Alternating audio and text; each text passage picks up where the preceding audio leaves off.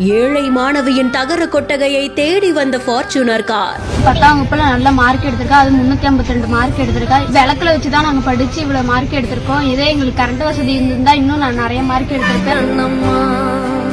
மின் வசதி கூட இல்லாத இந்த வீட்டுல படிச்சு இவ்வளவு மார்க் எப்படிமா? சொந்த நிதியிலிருந்து எம்எல்ஏ செய்த நிகழ்ச்சி செயல். அதுக்கப்புறம் ஒரு பட்டா வருமான சான்றிதழ் ஜாதி சான்றிதழ்.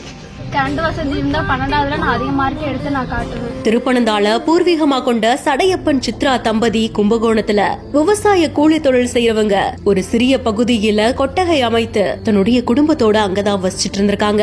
இங்க கதவு ஜன்னலுக்கு பதிலா துணி தொங்க விடப்பட்ட திரைசீலை தான் கதவா அமைஞ்சிருக்கு. மின்விளக்கு மின்விசிறி எதுவுமே இல்ல. மின்சார வசதியும் இல்லாத இந்த வீட்டுல விறகடுப்பு தான் இருக்கு. இந்த குடும்பத்துல பிறந்த சந்தியா அப்படின்ற மாணவிதான் 10ஆம் வகுப்புல 352 மதிப்பெண்கள் பெற்றிருந்தாங்க.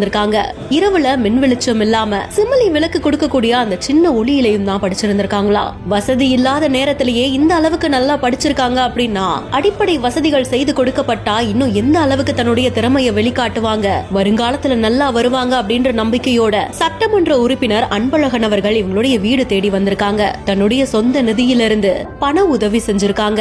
ஜாதி சான்றிதழ், வருமான சான்றிதழ் இது எல்லாமே அவங்களுக்கு ஒரு வார காலத்துக்குள்ள கிடைக்கிற மாதிரி வழிவகை செய்ததோட மின்சார வசதியோட கலைஞர் கனவு இல்லம் உடனே வழங்கப்படும் அப்படின்ற மாதிரியான ஒரு வாக்குறுதியும் கொடுத்திருந்திருக்காங்க. செய்தி குறித்து உங்களுடைய கருத்துக்களை கமெண்ட் செக்ஷன்ல சொல்லுங்க. மேலும் செய்திகளுக்கு பிஹைண்ட் ஃபாலோ பண்ணிக்கோங்க.